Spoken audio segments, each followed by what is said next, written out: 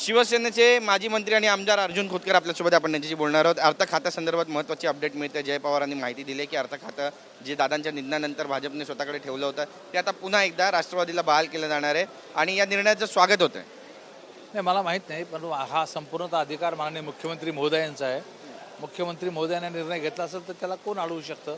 माननीय मुख्यमंत्री महोदयाचा निर्णय तसं झाला असेल तर आम्हाला काय आनंदच आहे। उद्धव ठाकरे आज दौऱ्यावर आहे, आपण पाहतोय मराठवाड्याचा त्यांनी दौरा केलेला आहे। या दौऱ्याबद्दल सगळ्यात आधी तुम्हाला काय वाटतं? या दौऱ्याचं विश्लेषण तुम्ही कसं करणार? नाही, हा दौरा 100% फेल दौरा आहे।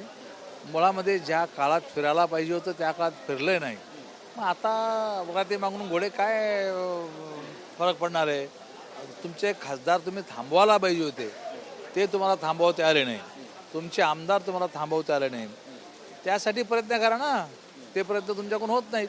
आज त्यांनी पत्रकार परिषद घेतली। देवेंद्र फडणवीस जर पंतप्रधान पदाचे उमेदवार म्हणून स्वप्न पाहत असतील तर त्यामध्ये गैर काय आणि RSSच्या त्या जवळचे अशा पद्धतीचं विधान त्यांनी केलेलं आहे। कसं पाहता या विधानांकडे त्यांनी? हे बघा, माननीय मुख्यमंत्री देवेंद्रजी फडणवीस साहेब जर देशाचे पंतप्रधान होत असतील तर अख्ख्या महाराष्ट्रालाच आनंद होईल ना। त्यांनाच आनंद काय होणार आहे? आणि ते काय त्यांच्या हातात आहे का? ते पुढे असं पण म्हणतात की गद्दार सोडून कोणी पंतप्रधान झालं तर आमचा पाठिंबा आहे। हो, ते त्यांच्या हातात नाही, ते निश्चितपणे भारतीय जनता पक्षाच्या हातामध्ये। आणि असा प्रसंग आल्यानंतर आम्ही बोटवर करू, ते बोट नाही वर करणार।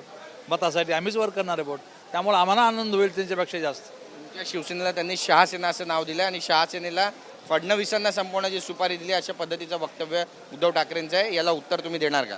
हो, शिंदे साहेबांनी खूप चांगलं उत्तर दिलं। ती आता शिवसेना राहिली नाही, ती आता शिवसेना झालेली आहे।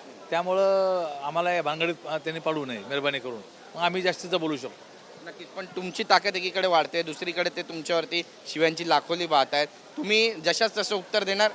100% जशाचं उत्तर आम्ही देऊ शकतो, पण आता आम्हाला शिवाय देता येत नाही। द्यायचं झालं तर आम्ही फार चांगला शिवाय देऊ शकतो। त्यामुळं मला असं वाटतं की त्यांनी आता जे आहे तेवढी इज्जत वाचून ठेवावी, बाकी पुढचं बघ। नक्कीच, धन्यवाद आमची बातचीत केल्याबद्दल। कॅमेरा पर्सन योगेश गुरवचा, गिरीश गायकवाड, TV9 मराठी, मुंबई।